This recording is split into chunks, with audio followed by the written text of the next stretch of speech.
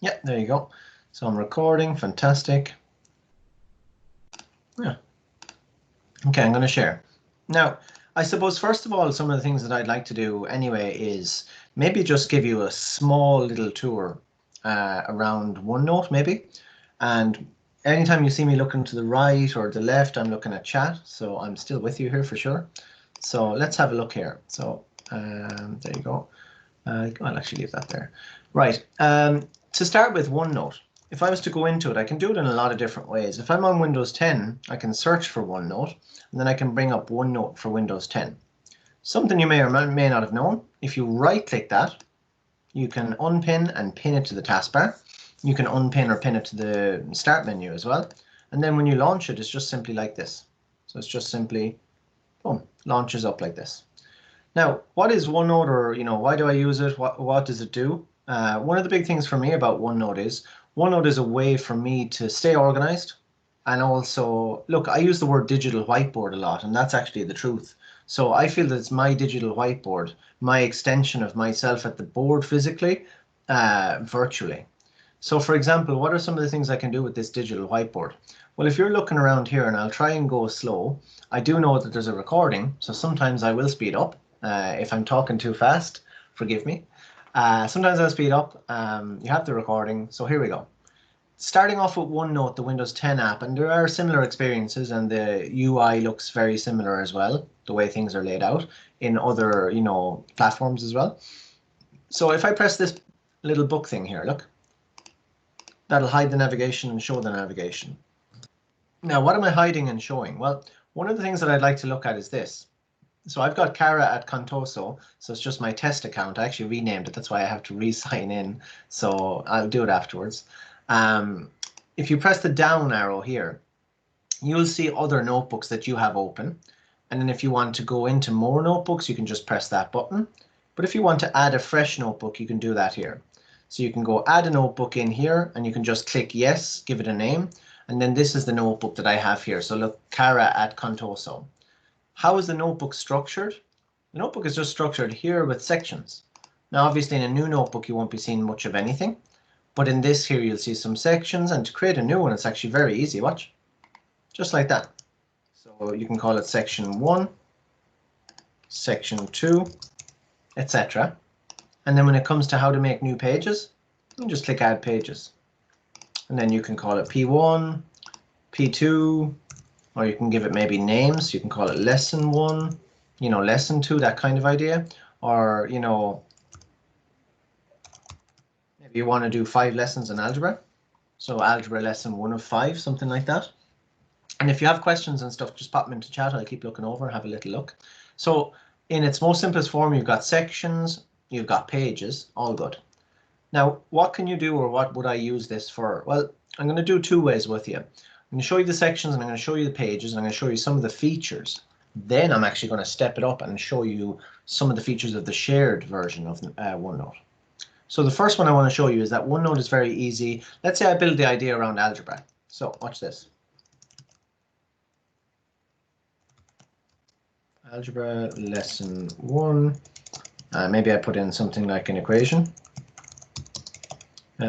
X plus 8 is 12, something like that. So at its most basic, it can be, for me, a whiteboard. If I press the view button and I press view rule lines, I can change to some nice math rule lines just by doing that. It's all from the view. I can have no rule lines if I want, just like that. I can have page color, maybe yellow again, suits students with dyslexia. Might be a nice contrasting color that they would like. Or maybe they like that and it's more contrast. So that can be some of the things that you might just take into consideration or just think about when you are, I guess, preparing to deliver content. Simplest way of putting it, really. I can put it yellow. Now, other things that I can do. What can I put on this digital whiteboard? So it's a whiteboard. What can I do? Because traditionally, you can get your marker and write on a whiteboard. Okay. So if I put my pen, which is here, to the screen, by the way, which will take a pen input, I can just do this. It's so far away from the screen actually at the moment, so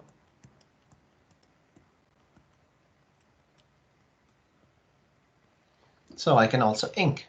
So I can type and I can ink. What are some of the other things I can do? I can insert audio. This is a nice audio recording, a quick test just for everyone. This is a nice audio recording, a quick test just for everyone. Okay, so that's a nice, easy way to do that. So I've got typed content, I've got inking, I've got audio. How do I step it up another notch? Well, watch this. How about if you had this really nice video that you wanted on, YouTube or elsewhere, and you copied in that video here, so just copy the URL. What could you do here? You could simply go Control and V, just like that. So Control and V simply like this, and then you see a little video here, Algebra Basics, what is algebra? So, and then watch what you can do with your students as well. Just press play.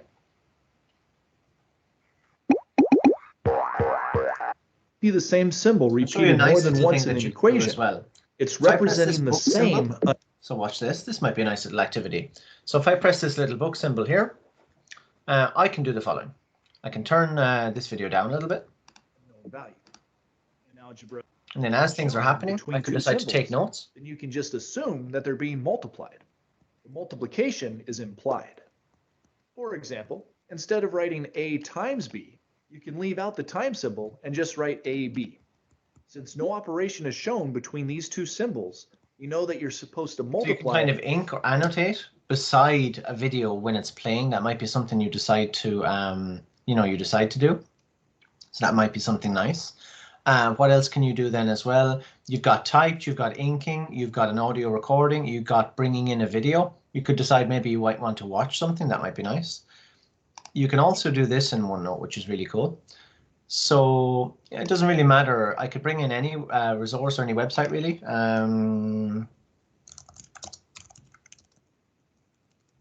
So you have a very nice resource on polar bears. So you can copy the URL. Now you can just simply paste it in like that. Or you can decide to do insert and you can put link in. Paste it in here and just put in polar link or polar bears like that. And then what's the difference? Well, it's just a bit tidier looking. And when you click on it, it'll bring you into the polar bears. There is another thing which is quite nice as well. Some of the resources and links and things like that that you use will actually prompt something, an activity, or it'll be more embedded, if you will. There is a lovely tool, and it's not specifically OneNote, but there's a lovely tool called Waitlet. And Waitlet is a lovely content curation tool. So it's a way to make lovely collections of things. And this collection here in particular is Mike Tolson, amazing person at Microsoft. He has a lovely collection here called the Ultimate Microsoft EDU Waitlet of Waitlets. It's just a really nicely thought, nicely put together collection of amazing resources for teachers and for, I suppose, everyone, to help everyone do more with technology. So again, to help you with the Microsoft EDU. Some of the things you can do then, if I was to just copy that Waitlet, or if I was to go into a specific one, let's say I wanted to go into the Teams for education. Oh, wait, you want to see this. Become a OneNote ninja with this PD collection. So this is something you could do here. I would make this out of homework for everyone here. Click this button here and then go down into your OneNote and paste it. So here is an example of where you can use Waitlet. And you can actually have the Waitlet embedded in your OneNote. So it's actually it's living there, which is pretty cool. So I think I really like that one. So then you can resize it there like that.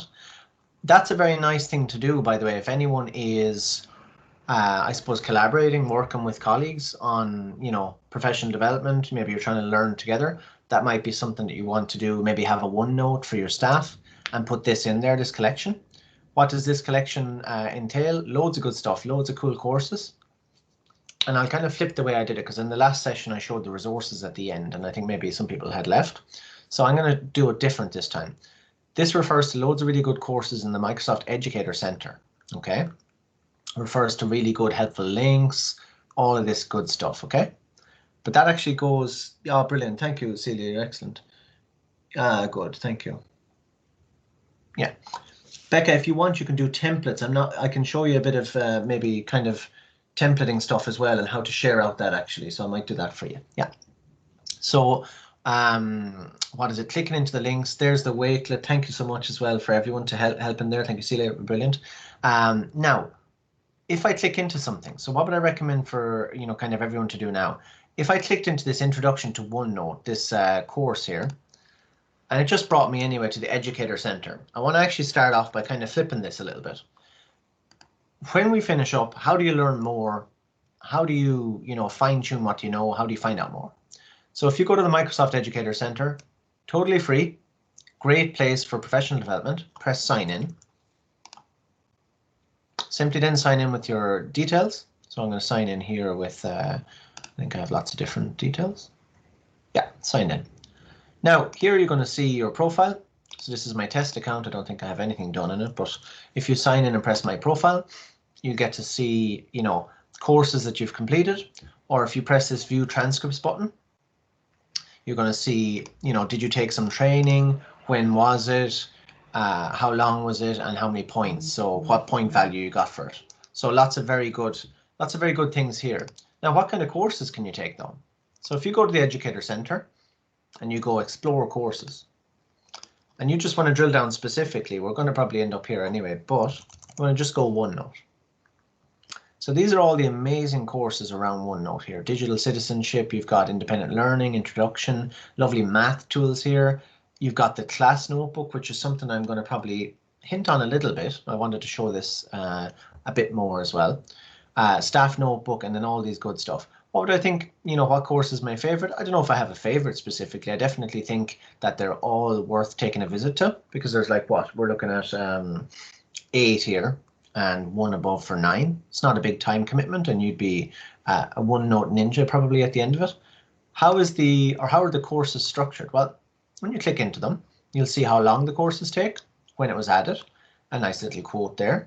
You get a badge and you get some points for a lot of them, which is really good.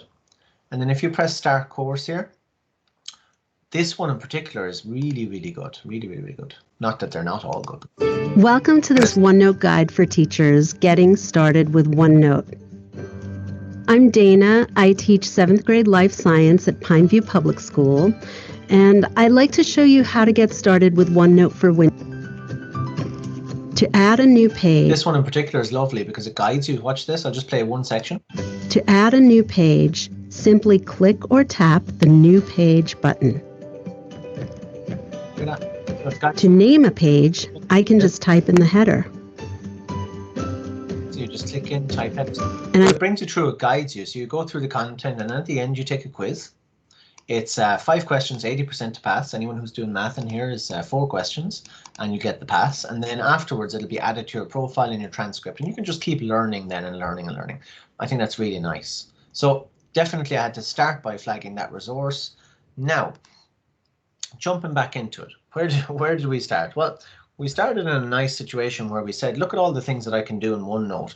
And again, think of it as your digital whiteboard. I'm pinching and zooming, by the way. That's another key thing that I like to do as well. Because imagine if you were a student in your class, and instead of seeing that, you know, really small math, you got to see sometimes when you want to like draw prominence to something, you say, look, let's just focus on this lesson, this specific thing right now, this equation. You can just pinch to zoom it, or you can zoom in, or lots of different ways of doing it.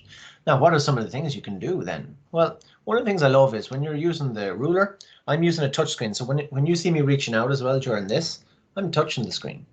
So you can reach out to touch the screen, reach down, whatever it suits you. I'm selecting a nice pen. Maybe I'm selecting this one here, rainbow ink. And then maybe I'm underlining for my students something nice. I'm erasing. Maybe then I'm getting a highlighter. I'm selecting a nice big highlighter, or maybe I'm highlighting the problem. Or, as we do often, maybe I'm just highlighting the x. Maybe I'm just highlighting the coefficient of x. Yeah, I love rainbow ink as well. So things like this become possible. Like if you can picture, can you zoom right into a traditional whiteboard? No, an interactive whiteboard, you'd have more options for sure. But once you write it on ink, on a digital or on a physical whiteboard, you don't have as much options to zoom in, to highlight things. So this definitely gives me that freedom to do that. Now, that's not even there.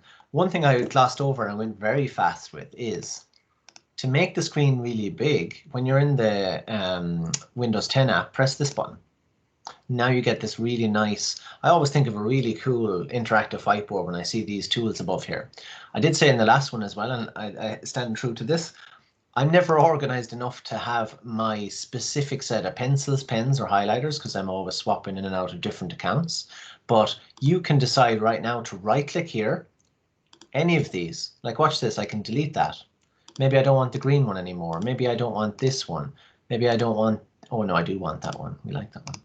Now, then maybe you say, I want to have a red pen in here always, or, you know, and then you can have it. So I really like that you can just get it really set up as you like. Not only that, by the way, but you can actually set up the individual. Look at this, how thick you want the pen to be. That is very cool. Yeah. Oh, perfect. Yeah. Oh, good stuff. Yeah, guys, look in the chat there. Lanny, as I call him, is doing a lovely session there on the mech. Oh, I love it. That would be an absolute, you can't miss that session. That's what I'm just going to put out there. So June the 8th, we're looking at 8 a.m. BST, and you'll see it on the Microsoft, you know, q.org/Microsoft as well for the time. Anything to do with the mech and anything to do with Lanny key. So watch what you can do as well. If you highlight this with your pen, your selection, your mouse, whatever, and press Maths. Now it's about to get very interesting. So here's some goodness. And you press Select an Action. You couldn't get better than this goodness. Graphing. You can actually decide to insert it on the page. You can zoom in a bit before you insert it. Insert on page. Now watch this. You've got some golden nuggets here. By the way, if things start to get a bit cluttered, well, watch what you can do.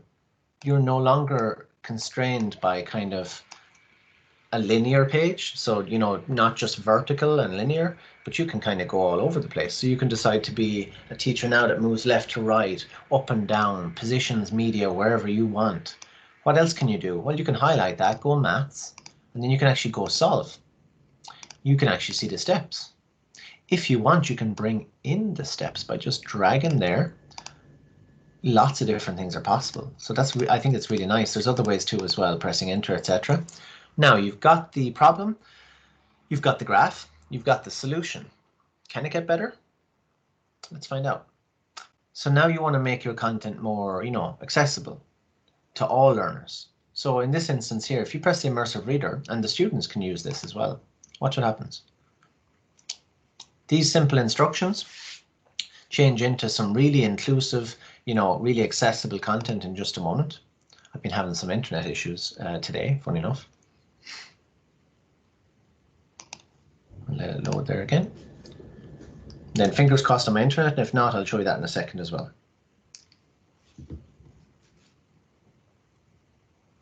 Yeah, I'm going to show you that in just 1 second. I think it could be, I have an idea why. I'm going to show you the Immersive Reader in a second. So what we'll say is pause on that in a minute. I'm going to show you Immersive Reader in another place, of which it is in so many places. What is it? It's just an amazing tool that just makes your learning so accessible for all learners. So we'll show you that in a second. Okay, other stuff. What else is possible? Surely this is it, right? Can't do any more. Well, what else could you insert? You can insert tables. So if you are one for tables, you got table coverage. Fantastic. One thing I do see teachers doing a little bit is this actually. I see teachers putting tables in. So I'll just show you how. I don't specifically do this one, but I just know that it is cool. And sometimes I say, wow, that's really organized. I wish I was that organized. Of a cat here. So if you did a table here, I don't know, where did my table go? I'll just delete that 1 second. I'll go insert table. Actually, yeah, just put this. So 2. This is tableception now. Insert a picture of a cat here, or just the one to the right. And then what does doing that actually, you know, what does it help with, or what does it save with? Well, if you told a student to insert a picture of a cat anywhere, they can go insert pictures from online and go cats. So they can bring in a picture. And then the problem, I suppose, if you think it's a problem, is that that picture of a cat can be just anywhere. So when you're looking then for stuff, maybe a student decided to put the picture of a cat, I don't know, down there. And then you're coming and having a look at the content later, which I'll show you the shared version in a second. You're like, where's that cat? Cat's down there. So you don't want the cat to be down there. So you want the cat to be here. So students will just get into the habit of kind of putting their pictures in a sort of an organized place. So maybe they go with this cat this time, and then that just holds or frames it in there. So I do know that that's a popular one there, just using tables to kind of frame the content. Also as well, a lot of people use tables to build out kind of, I don't know if you would, like a lesson, you know, agenda or things we're going to achieve, or like I see this here usually, you know, insert a picture here, insert audio here, you know, insert a video here. That type of, you know, tick box activities are really cool. And when I mention tick box activities, watch this. If you go into home and press the tick box beside an activity here, so watch this. You can even put it into it. So you can put in inside here. So then if a student said, okay, let's say audio, watch, insert audio. Here is some audio about a cat. And then they say, yeah, here is some audio about a cat. Then they can tick the box when they've completed that piece. Picture, when they complete it, they can do that. So lots of different things are possible. I keep scanning chat here, perfect. A lot of different things are possible with a little bit of tables, some, you know, to-dos here, tagging. So if you see in the home tab here, you've got like tags. You can tag something as to do, important, questions, maybe remember for later, or definitions. Or what I really like is this. You can create your own tag, so custom tag. You can decide what icon you want, what name it is. So I don't know, maybe you decide that this is, yeah, good stuff, Andrew. Yeah, like I said myself, look, I don't use the tables very much myself, but that's just because maybe I'm a little bit more unstructured. But I have a specific teacher in mind that uses tables so well. And like you said, Andrew, there, you're using it and it's controlling that structure and it works really well. I think it's a no-brainer. It's awesome. Let's say you wanted to say, I don't know, follow up or something like that. So you can create your own, oh yeah, I need to sign in. Anyway, we'll pretend I signed in. You can create your own tags, all good. The other big one that's really good is this. How about if you or if your students aren't really good at typing, okay? And you ask them to give, I don't know, let me see.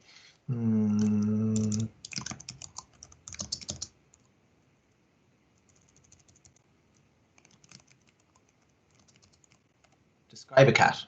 So I'm a bit random. Describe a cat. So I press the dictate button. Cats have 4 legs and they like milk, I think. Sometimes maybe almond milk might be a good call for a cat. And they often like treats. So that's a nice way for you. Again, it's a no hand typing. I don't know if anyone here has used the dictate feature. I find the dictate feature is really good. It's very accurate. And I think when you make a little bit of an effort just to talk a bit slower, it has no problem at all recognizing everything you're saying. And it's really fast. I've got no hands typing here. So maybe it's a great way for me to prepare my lesson.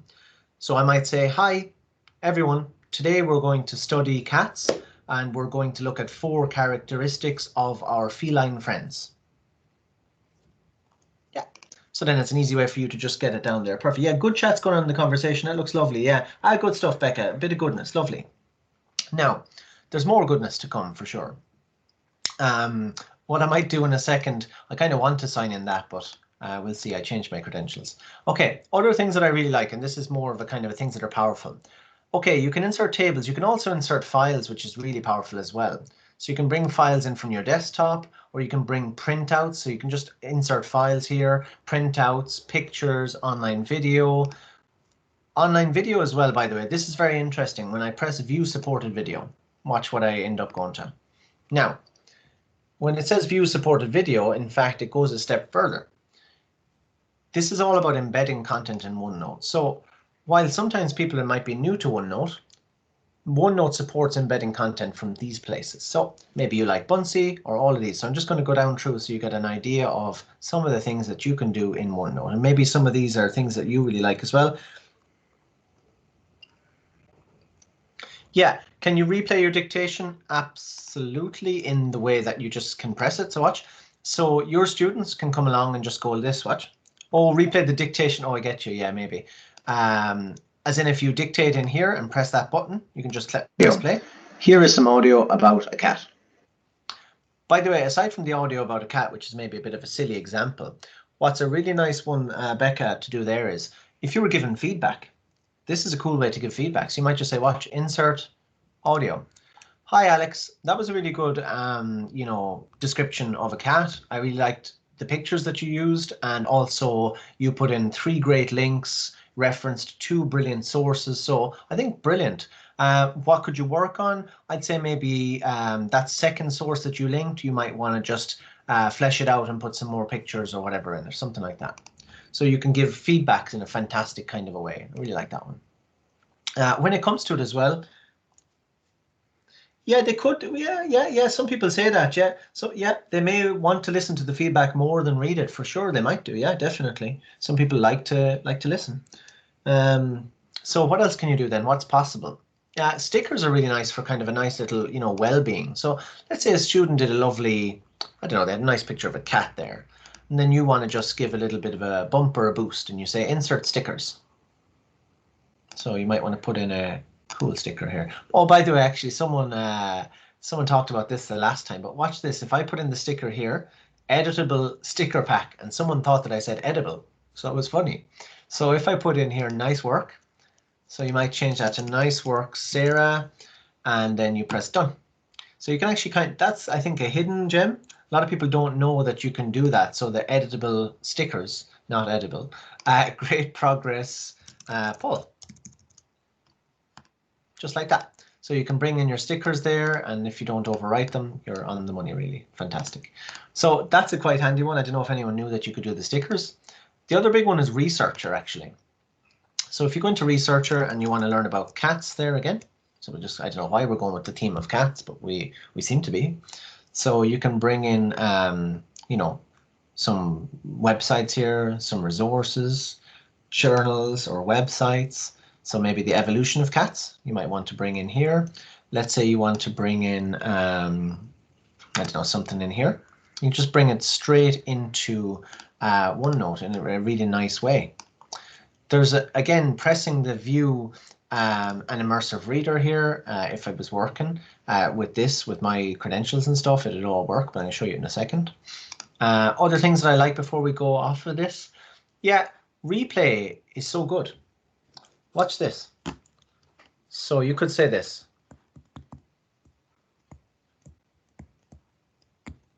So you could say, hi everyone, 2 + 2 is 4.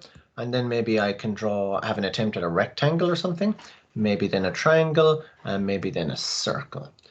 So by pressing view and replay, watch what I can do.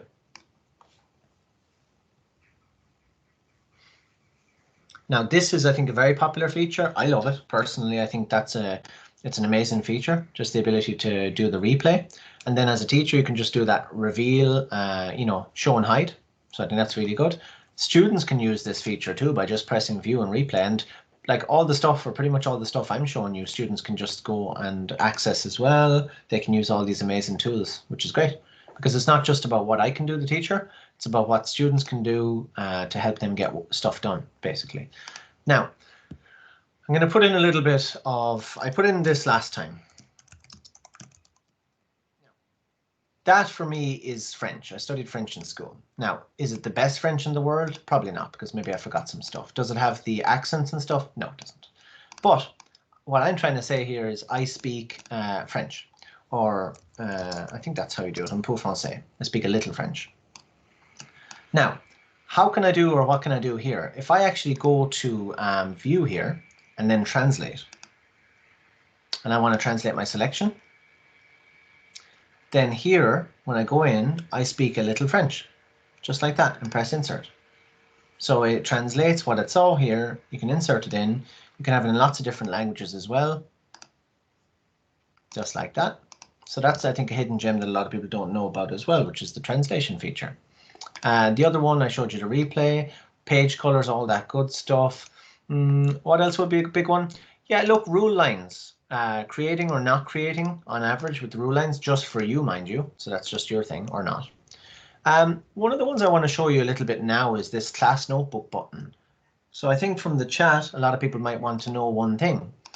Probably a lot of you are curious around this. You say, okay, I have you know, amazing stuff going on in my OneNote here. There's something about polar bears or space. Now, the one thing a lot of you are wondering is, how do I share that with my students? So is anyone curious about that in the chat? If you are, do you want to just tell me if you are? So simply, if you're curious about how to share with your students, let me know. Because this was the addition to the session I was going to add in this one. I wasn't going to do just the same session. Okay, so you're using OneNote for Win 10 here. What I'm going to do right now is the following. I am going to bring you into Office.com. It's probably one of the more simple ways to show you this. I need to sign into my app as well because I changed my details, but that's another story. So if you're working from Office.com, you can go a few different ways. What I want to show you now is the OneNote, the shared version. It's called Class Notebook, okay, fair enough? But I want to actually show you something. I could go for the Class Notebook directly by pressing Class Notebook. I can sign in, all that good stuff.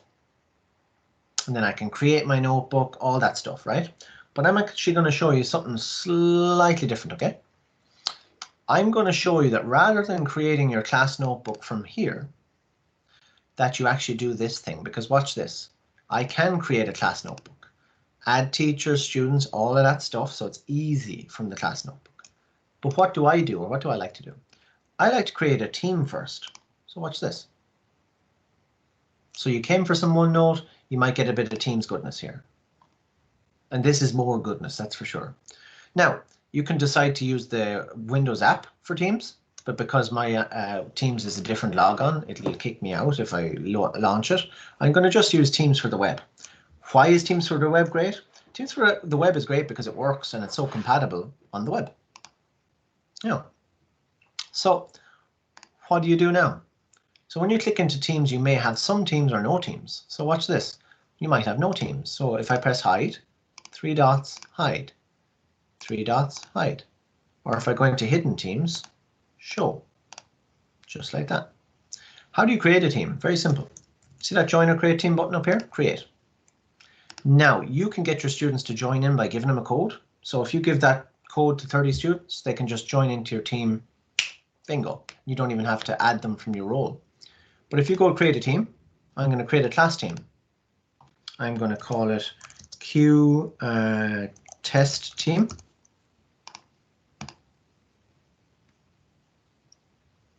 Now, here I can decide to add in some students. Just like that by typing. Here I can add some teachers. Now, why would I want to add a teacher? Maybe I have a cooperating teacher. Maybe I have a teacher who's supporting some students in my class and I want to add them. So add 1, 2, how many you want. And then if you added a student by accident, you can press remove.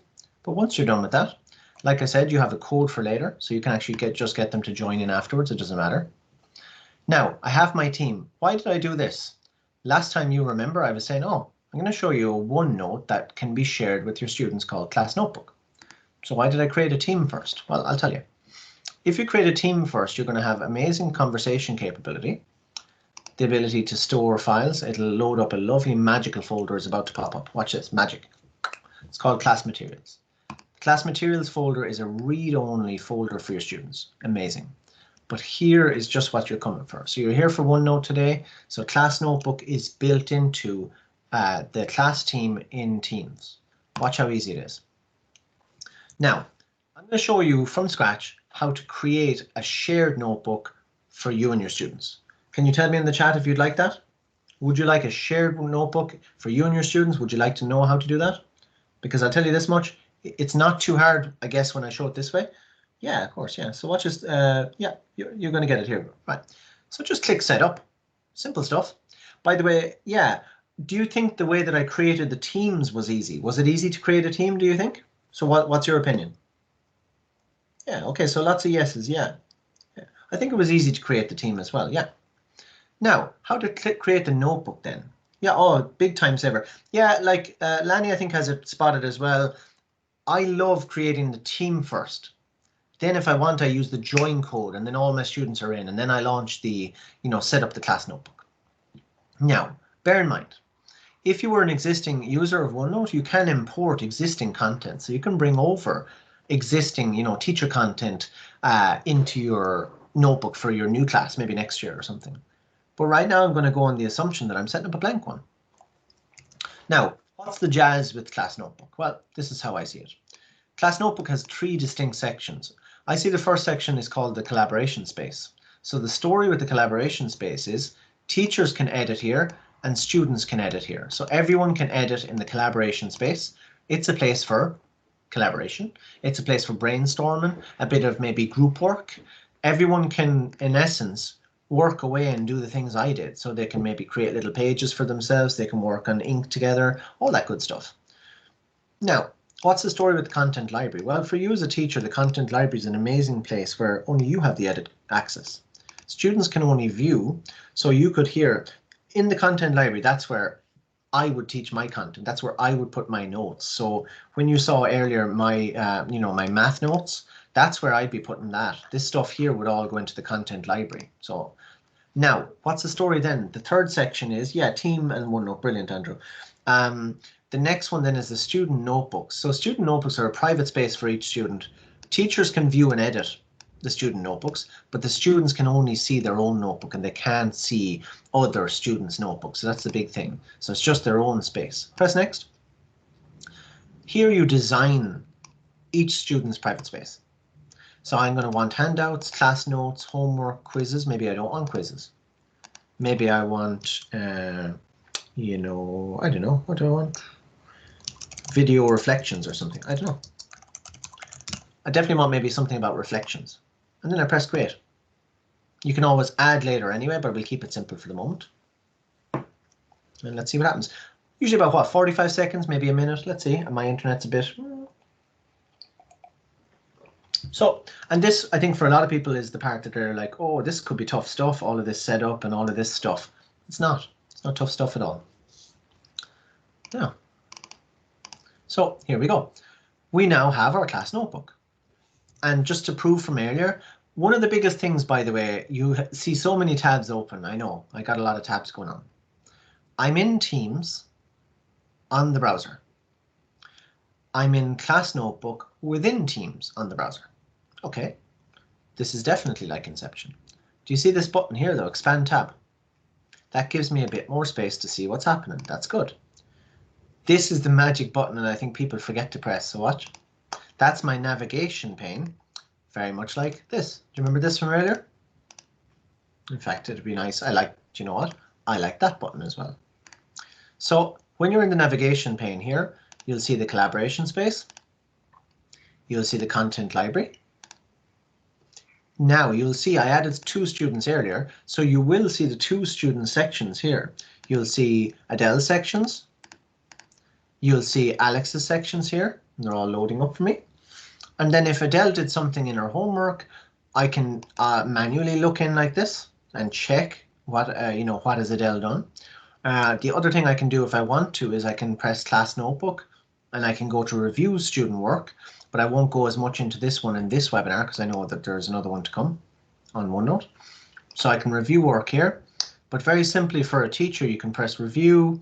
You can check the homework of your students. Now, bear in mind, no one has done anything. It's a fresh, it is a fresh notebook. And then you can select a page to review. So if I had, homework pages distributed here, how do I distribute pages? Simple, distribute page. I will show you one thing which I think is good. If I'm in the content library and I press page, I'm just going to call this worksheet 1 for homework or something like this, okay? And I'm going to type in x plus 2 is 4, and then what's x plus 3? Simply like that, yeah? So the most simple example of anything. And maybe please complete the following above. When I go to distribute the page, I can distribute pages individually to the whole group, group distribution, all that good stuff. So just distribute page. Now, where do you want to put the worksheet 1 homework in? Well, you can decide to put it in homework or handouts or whatever your preference is. Press distribute. Distribute into all students, homework, this worksheet. So this is how teachers would do it. They would, well, lots of different ways teachers would do it. They would click to distribute. Look, it's been distributed. So this is like the digital equivalent of handing out, paper or handing out worksheets. Where does it go into? If you look into here, where did I put it in the end? You probably just have to sync up there. Yeah, 1 second. I'll press the refresh button. Here we go. And it goes in here into homework if I have synced. It'll pop in here anyway, I don't know. It'll pop into homework. Once my notebook is synced up and again my credentials are signed in, it just pops in here. What are some of the other things that you could do? These things are not so smooth for me today. I'm having a syncing day. Class Notebook is very, very nice. It's built in here. And then the key thing for me, by the way, as well as a teacher, the other good thing you can do is this. If I was in Content Library and I'm inside here in, let's say, I don't know, a new page, I can decide to just teach my content from within here as well, actually. So I can decide to, let's say, inc 2x plus 3x is 5x, that kind of stuff. So I can ink away inside in the shared notebook as well, perfectly fine. I can do another thing too, which I was going to show earlier. Do you see this stuff on the polar bear? So I'll copy this body of text, paste it into my notebook. Yeah. I can do, or students can do this. If I press view in Immersive Reader, so if you can imagine, this is a lot of text, a lot of visual crowding, might be tough for students to see this. But if you press view Immersive Reader, it would not be tough. And oh yeah, here we go. I am having some issues on that account. I changed stuff, I changed my name and I changed my details. I'll actually just show it here. Let's react here.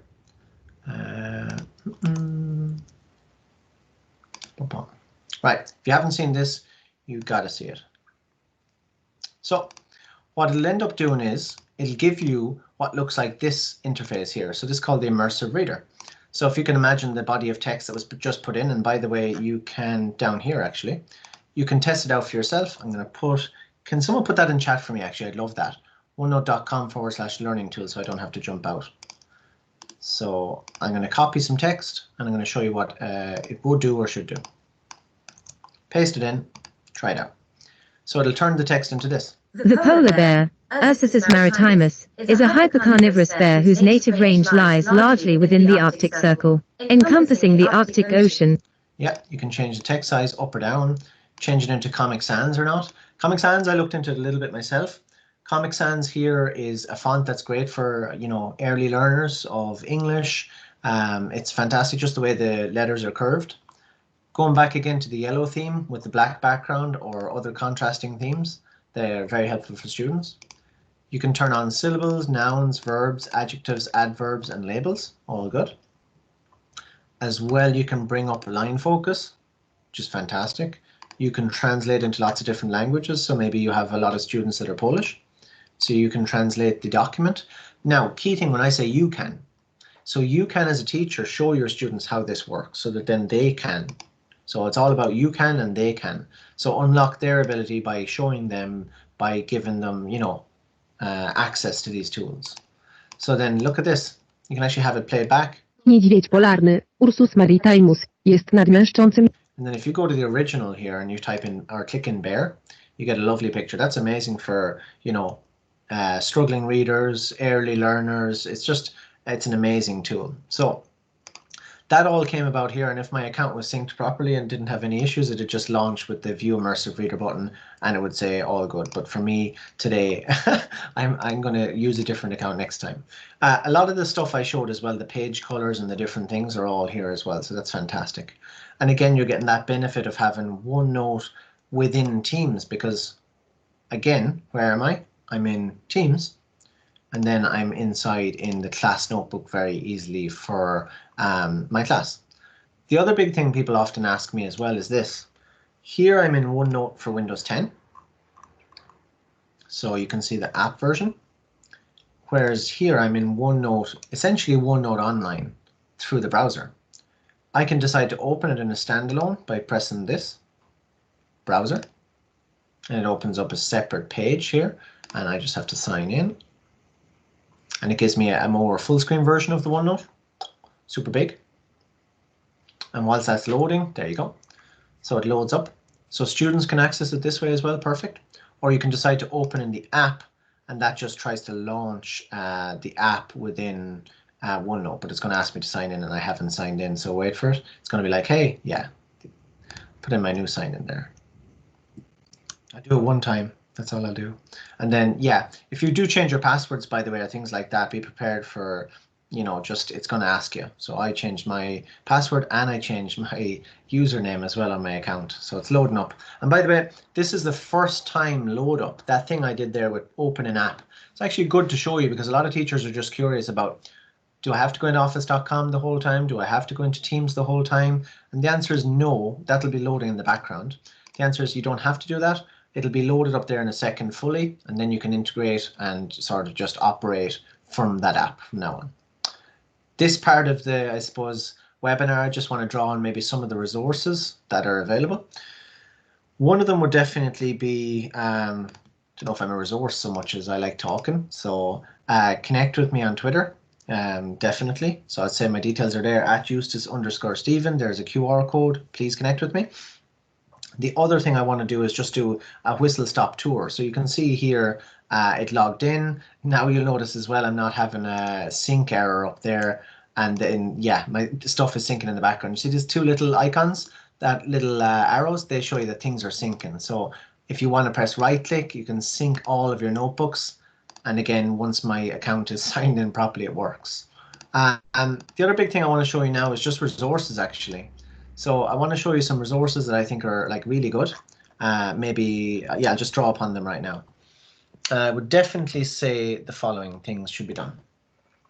I would tell you that you should join the Microsoft Educator community, so just our community in general of amazing educators. There's some handles to follow on Twitter. I think they're worth following. They're absolutely not the only handles because we have many inside here in the chat, especially Lanny Watkins. If you put in your yeah, everyone's social media in here is who you should follow because it's all about just who's here and what we're doing. So Microsoft EDU's Twitter, Mike Tolson, Justin Chandow, Mark Sparville, great stuff, OneNote EDU and Flipgrid, just amazing, amazing people, amazing resources, amazing, you know, organizations and stuff that are just helping, reaching out, helping everyone. So I think that's really good. You absolutely have to. Mike Tolson's Waitlet, the Ultimate Collection, is just the best thing since sliced bread. It just covers everything. Remote teaching and learning resources, Teams, inclusive classroom, quick tip videos. You're going to like this one. Talk about goodness. You might be saying, oh, you did so many things. How do I keep up with them? Well, Mike's got you covered. Mike's got lovely little short quick tip videos. 2 minutes 15 long, not a big hassle for anyone, and he's going through stuff that but it's been announced, and you'll be able to upload custom images.